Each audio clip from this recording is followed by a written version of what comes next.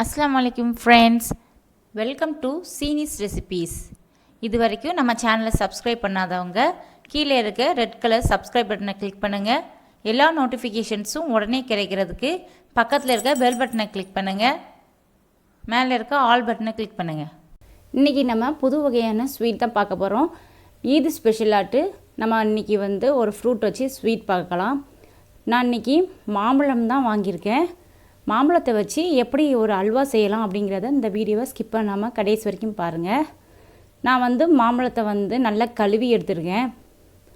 இந்த பாருங்கள், நல்லா கழுவி இருக்கணும். கழுவிட்டு இந்த மாம்பழம் எல்லாத்தையும் ஃபுல்லையும் தொலியெல்லாம் சீவி எடுத்துடலாம். இந்த ஸ்வீட் நல்லா டேஸ்ட்டாக இருக்கும். நான் மாம்பழத்துடைய தோல் எல்லாத்தையுமே நல்ல சீவி அதெல்லாம் தனியாக எடுத்து வச்சுருக்கேன்.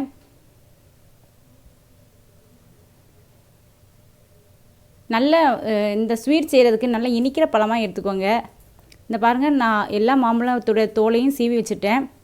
இப்போ இந்த மாம்பழத்தை நல்லா கட் பண்ணி மிக்சியில் நம்ம ஒரு பேஸ்ட் மாதிரி அரைச்சி எடுத்துக்கலாம். இந்த மாதிரி பேஸ்ட் மாதிரி வந்திருக்கணும். இந்த பேஸ்ட்டை தனியாக எடுத்து வச்சுக்கோங்க. இப்போ நான் அடுப்பில் ஒரு பேனை எடுத்து வச்சுருக்கேன். அதில் கொஞ்சமாக நெய் ஊற்றி அதில் முந்திரி பருப்பெல்லாம் வறுத்து எடுத்துக்கேன். உங்கள்கிட்ட என்ன நட்ஸ் இருக்கோ அதை நீங்கள் எடுத்து ஆட் பண்ணிக்கலாம். இப்போ அதோடு நான் அரைச்சி வச்சுருக்கேன் மாம்பழ விழுதையும் சேர்த்துக்கிறேன். நல்லா சேர்த்து கிளறி விடுங்க. அந்த மாம்பழம் அந்த நெய்யில் நல்லா கொஞ்சம் நேரம் அப்படியே வதக்கி விட்டால் நல்லா வெந்து வரும்.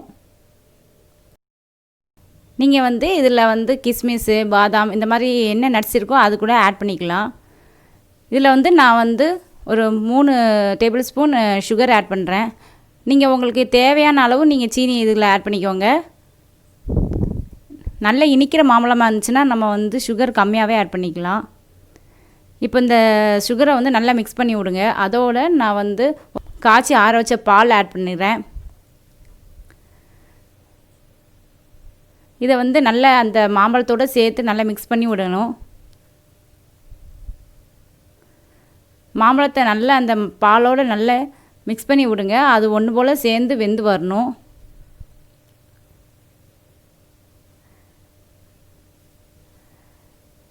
இப்போ பாருங்கள், நல்லா அந்த மாம்பழம் அந்த பாலில் நல்லா வெந்து வந்துடுச்சு. நம்ம ஊற்றின நெய், வதக்கிறதுக்காண்டி ஊற்றின நெய் எல்லாமே சேர்ந்து ஒன்றா மிக்ஸ் ஆகி வந்துடுச்சு. அல்வா பதத்துக்கு வந்துட்டு பாருங்கள். சுற்றி அந்த நெய்யெல்லாம் நம்ம ஊற்றினதெல்லாம் வெளியே வந்துடுச்சு. இதுதான் கன்சிஸ்டன்சி.